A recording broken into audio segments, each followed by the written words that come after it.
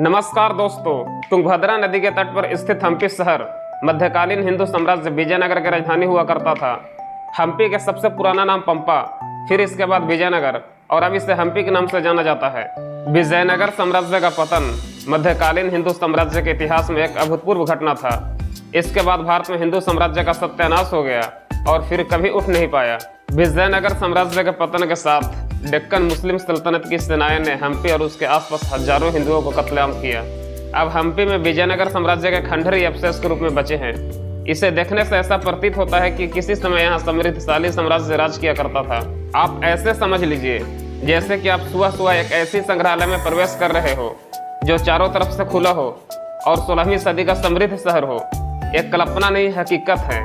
दरअसल हम्पी आपको उस समृद्धतम काल में ले जाता है जिसका इतिहास स्वर्ण अक्षरों में दर्ज हो चुका है। ये वही शहर है जिसे हरियर एवं बुक्का ने माधव विद्यारण्य संत से आशीर्वाद प्राप्त करके 1336 ईस्वी में स्थापित किया था।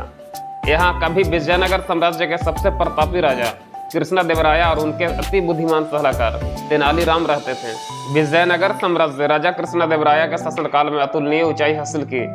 इनके शासनकाल में व्यापार, उच्च स्तरीय प्रशासन, भवन निर्माण, मूर्तिकला और संगीत के क्षेत्र में काफी तरक्की हुई। हम्पी शहर आज भी अपने विरासत स्थलों को संजोए हुआ है। हाल ही में न्यूयॉर्क टाइम्स ने अपनी एक रिपोर्ट में हम्पी को दुनिया के 52 पर्यटन स्थलों में दूसरा स्थान पर रखा है। तो यही देखने हम आ गए हम्पी, एक ऐसा शहर जिसका इतिहास अपने आप में अतुलनीय और अद्भुत है। हाँ दोस्तों, एक बात और, मेरे चैनल को सब्सक्राइब करें, लाइक करें, शेयर करें। सब्सक्राइब कर दो मेरे चैनल को यार। हमारे चैनल को अगर आप सब्सक्राइब करते हैं तो इसमें आपकी दिक्कत क्या है? इससे मेरा सब्सक्राइबर बढ़ जाएगा और आपको कोई नुकसान भी नहीं होगा। आपको परमानेंट नोटिफिकेशन भी जाएगा, इसलिए प्लीज सब्सक्राइब कर दो यार।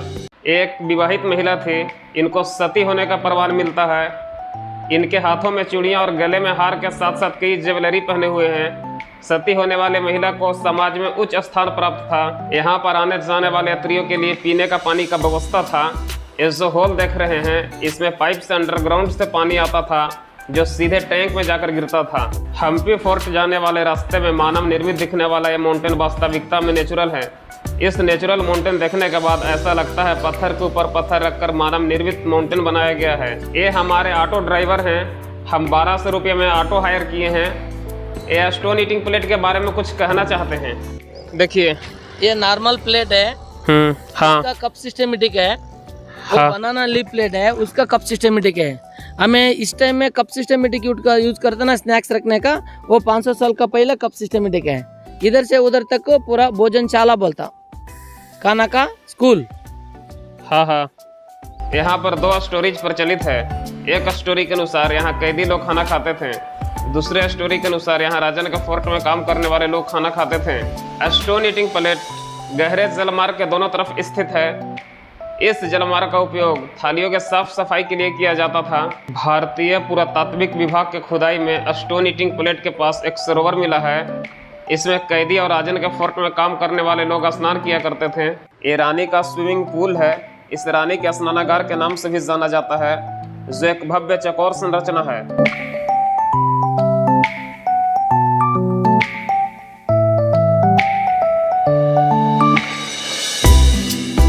स्विमिंग पूल के चारों तरफ जलमार्ग है।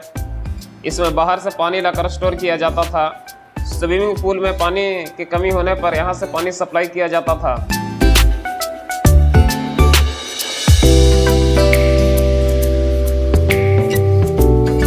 हम रानी स्नानागार के बाहर हैं।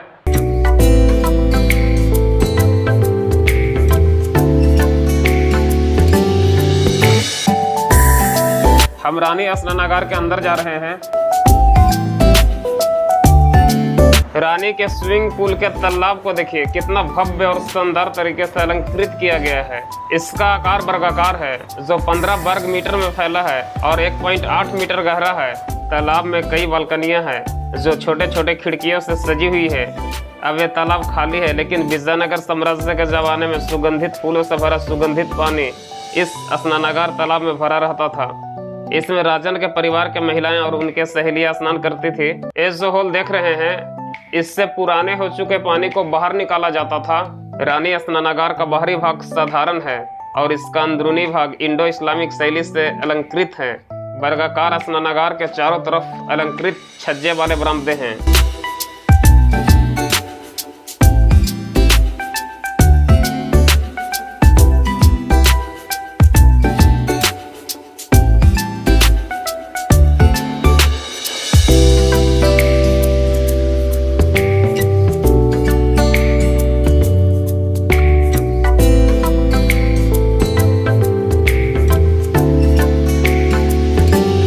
यहाँ जो नो एंट्री देख रहे हैं, विजयनगर साम्राज्य के समय में यहीं से एंट्री किया जाता था।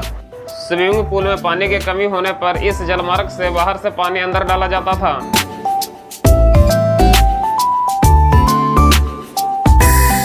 दो विदेशी जोड़े स्विमिंग पूल देखने आ रहे हैं।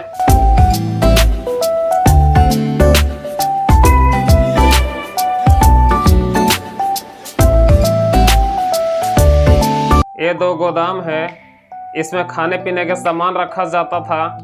ये गोदाम राजा और आम पब्लिक दोनों के लिए खुला रहता था। ये किंग पैलेस है। विजयनगर साम्राज्य के हिंदू राजाओं के फोर्ट काफी विशाल और भव्य था। इसमें राजन के परिवार, मंत्री, सेना और उनके करीबी लोग रहते थे। इसी किले में हथियार रखे जाते थे और हथियार बनाए जाते थे। विजयनगर साम्राज्य के पास एक विशाल सेना था जो हम्पी के साथ साथ पूरे साम्राज्य में फैला हुआ था।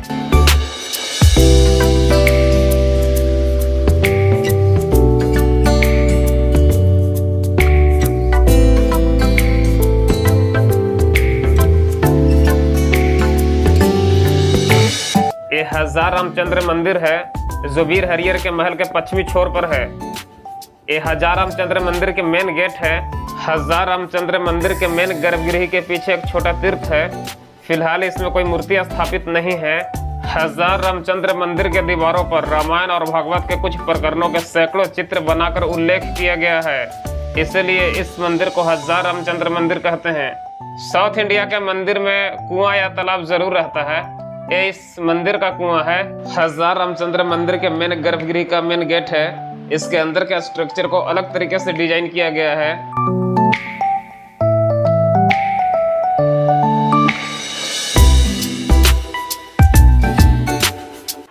चलिए देखते हैं क्या है इसके अंदर में।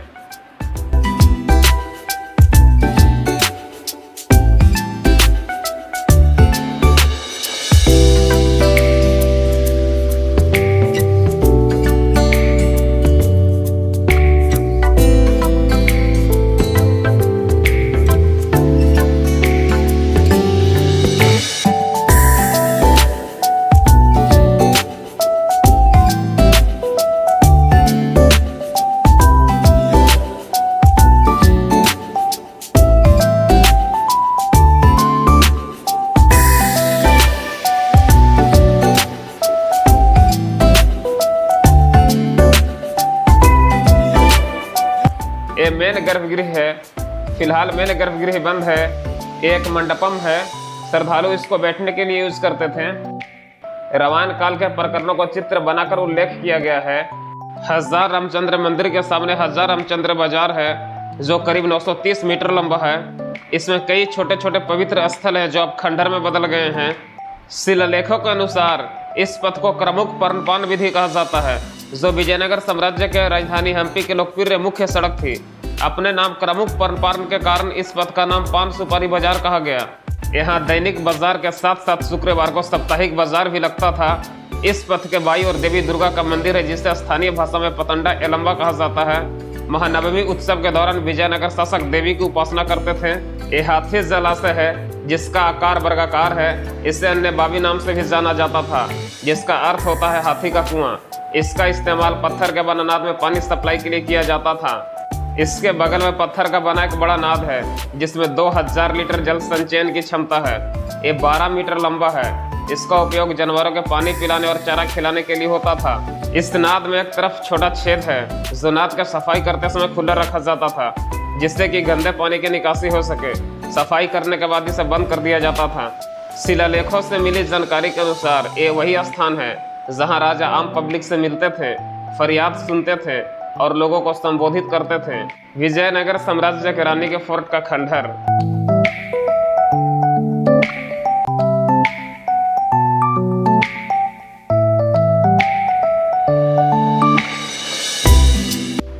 हम्पी रॉयल फोर्ट के भूमिगत कक्ष के बाहर खड़े हैं। हम्पी रॉयल फोर्ट के भूमिगत कक्ष में प्रवेश कर गए हैं। देखते हैं क्या है इसके अंदर में। हम्पी रॉयल फोर्ट के भूमिगत कक्ष के छत्ता टूट गया है। सूर्य का प्रकाश इसके बरामदे तक पहुंच रहा है। हम्पी रॉयल फोर्ट के गुप्त कक्ष सबसे विचित्र संरचना है। ये राजा का एक विशेष खुफिया कक्ष था, जहां राजा अपने भरोसेमंद जनरलों, मंत्रियों और अपने करीबियों के साथ खुफिया मीटिंग करते थे। अब हम भूमिगत कक्ष के अंधेरे वाले एरिया में जा रहे हैं। यहाँ कुछ नहीं दिखेगा, सिर्फ अंधेरा ही अंधेरा रहेगा।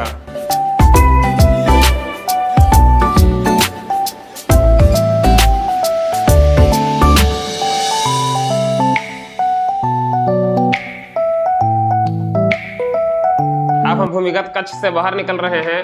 विजयनगर साम्राज्य के फोर्ट में जितने भी संरचना देखे हैं, भूमिगत कक्ष सबसे बेहतरीन संरचना रहा है।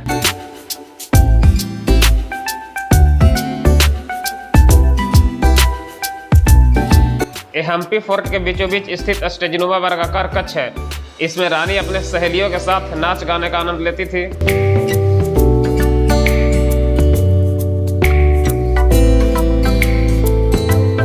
ये महानंबी डिब्बा है, हम इसके पास जा रहे हैं। इसके बाद हम इसके ऊपर भी जाएंगे। महानंबी डिब्बा का निर्माण राजा कृष्णदेवराय ने उड़ीसा विजय के उपलक्ष्य में बनवाया था। समय के साथ साथ इसमें कई सुधार किए गए। महानंबी डिब्बा के सामने एक छोटा जलाशय है, इसका गहराई काफी कम है। विजयनगर साम्राज्य का राजा इस मंच का उपयोग सबसे ज्यादा संगीत प्रदर्शन, इसके बाद वार्षिक त्योहार, शाही खेलों का शो, सैन्य प्रदर्शन के लिए करते थे। राजा के लिए शाही शान शौकत को बनाए रखने के लिए एक विशेष मंच था। महानंबी डिब्बा काफी विशाल और भव्य था। इसकी ऊंचाई 10 मीटर से ज्यादा था। फंक्शन के दौरान राजा और उनके करीबी मंच के ऊपर रहते थे, आम जनता मंच के नीचे रहता था। महानंबी डिब्बा में सांस्कृतिक कार्यक्रम होते थे। शिलालेखों में उत्कीर्ण प्रकरणों से इस बात की पुष्टि होता है। यहाँ नर्तकी को डांस करते हुए दिखाया गया है। इस रास्ते से नर्तक नर्तकी ऊपर जाते थे और इस रास्ते से नर्तक नर्तकी नीचे आते थे। पत्थर के बने दोनों सीढ़ियों के बीच में नर्तक नर्तकी और रामायण काल के प्रकरणों का विवरण है। हम महानंबी डिब्बा के पीछे हैं। नर्तक नर्तकी यहाँ पर कपड़े चेंज किया करते थे। कपड़े चेंज करने के बाद महानंबी डिब्बा के ऊपर जाते थे। इसके बाद डांस और सांस्कृतिक कार्यक्रम में हिस्सा लेते थे।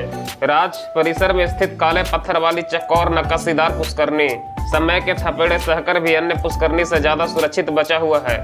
इसके निर्माण में काले पत्थर का इस्तेमाल किया गया था, जो इस क्षेत्र के आसपास नहीं पाया जाता था। इसे कहीं अन्य जगह से लाया गया था। इसके उत्खनन के दौरान मिले सजावटी बर्तन इस बात की पुष्टि करता है कि इसका पानी का इस्तेमाल धार्मिक अनुष्ठान के लिए किया जाता था। पुष्करनी काफी गहरी है और इसमें उतरने के लिए अलग डिजाइन के सीढ़ियां बनाया गया था, जो इस बात की पुष्टि करता है कि विजयनगर साम्राज्य की इंजीनियरिंग अद्भुत और अकल्पनीय था।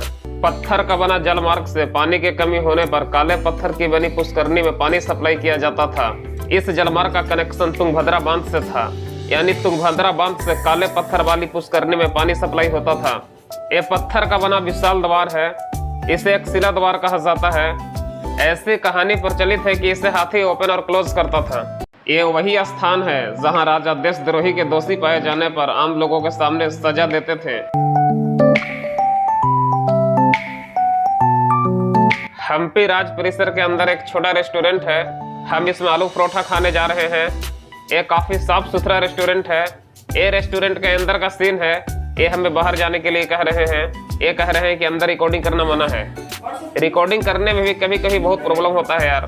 अगर रिकॉर्डिंग करने से आपको कोई मना कर रहा हो तो रिकॉर्डिंग नहीं करने में ही भलाई है, अन्यथा आपको कुछ प्रॉब्लम हो सकता है। ये हम्पी का टिकट काउंटर है। हम्पी में 2 जगह टिकट काउंटर है, एक विजय विठाला टेम्पल के बाहर है और एक हम्पी किंग पैलेस के पास है। आप कहीं एक जगह से 50 रुपए का टिकट कटाकर पूरे हम्पी शहर एक दिन के लिए घूम सकते हैं। ये जल महल है जो आयताकार है। इसके बीच में केंद्रीय संरचना है। केंद्रीय संरचना पर जाने के लिए दक्षिण की ओर एक पुल बनाया गया था। इसमें कई सीढ़ियां ऐसी है जो पानी में जाता है। केंद्रीय संरचना में मछली और नाव के चित्र उत्कीर्ण है। एक कमल महल है, इसे चित्रांगी महल के नाम से भी जाना जाता है। इंडो इस्लामिक शैली में निर्मित कमल महल विजयनगर साम्राज्य के स्थापत्य के शानदार उदाहरण है। पत्थर के टुकड़ों से बनी कमल महल का प्लास्टर समय के थपेड़े सहकर भी सुरक्षित है। ये 2 मंजिला इमारत है जो वर्गाकार है। ये एक अलंकृत महल है। इनकी ऊपरी ढांचा मेहराबदार है, जिस पर 9 छोटी छोटी संरचनाएं हैं। ये गोपुर के जैसी दिखती है। कंगनी एक के ऊपर एक घटते क्रम में व्यवस्थित है। सबसे ऊपर एक खांचेदार गुंबद है जो पिरामिड जैसी दिखती है। इसमें कई सारी सीढ़ियां हैं जो संरचना के फर्स्ट फ्लोर तक जाती है। एक कमल महल के परिसर में 3 पहरा देने के छज्जेदार मीनारे हैं। इससे दुश्मनों पर काफी दूर तक नजर रखा जा सकता था। हाथियों का अस्तबल कमल महल के कुछ ही दूरी पर स्थित है।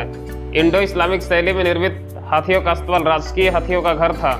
यह आयताकार भवन है। इसमें 11 बड़े बड़े गुंबदार भवन है। ये पश्चिम मुखी है। इसके सभी कक्ष एक समान है। इसमें कई छोटे बड़े मेहराबदार प्रवेश द्वार है। केंद्रीय कक्ष के ऊपर एक वर्गाकार बरामदा है। इसमें 2 सीढ़ियां हैं जो संरचना के छत तक जाता है।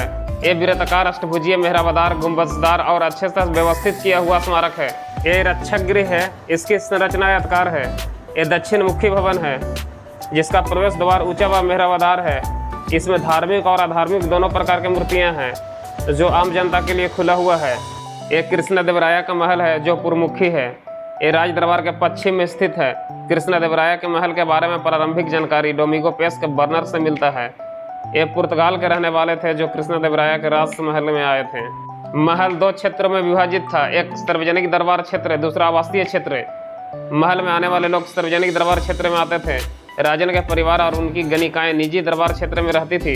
इस महल का डिजाइन कुछ इस तरह से किया गया था कि ग्रीष्म ऋतु में प्राकृतिक हवा सार्वजनिक आवासीय क्षेत्र और निजी आवासीय क्षेत्र दोनों तक आ सके। आवासीय क्षेत्र में बाहरी लोगों का प्रवेश वर्जित था। कृष्णदेवराया के महल का निर्माण इंडो इस्लामिक शैली में किया गया था। महल में प्रवेश करने के रास्ते टेढ़े मेढ़े थे जो महल में सीधे प्रवेश करने से रोकता था। ये हमारे ऑटो वाले हैं और इनसे मैं बहुत खुश हूँ। और अब यहाँ से हम हॉस्पिटल जा रहे हैं और हॉस्पिटल से चेन्नई चले जाएंगे। इन्होंने हमको बहुत साथ दिया और भरपूर साथ दिया, इसलिए इनको बहुत बहुत दिल से धन्यवाद करते हैं। धन्यवाद sir. Thank you. Okay sir. Bye. ये जो टॉवेल है वो किस लिए है?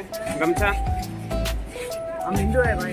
अच्छा, आप लोग हिंदू हैं इसलिए पहने हुए हैं। देखिए, कन्नड़ के लोगों को हिंदू होने पर गर्व है। देखिए, डायरेक्ट ये गमछा पहन रहे हैं और कह रहे हैं कि हम हिंदू हैं। बहुत बहुत धन्यवाद आपका।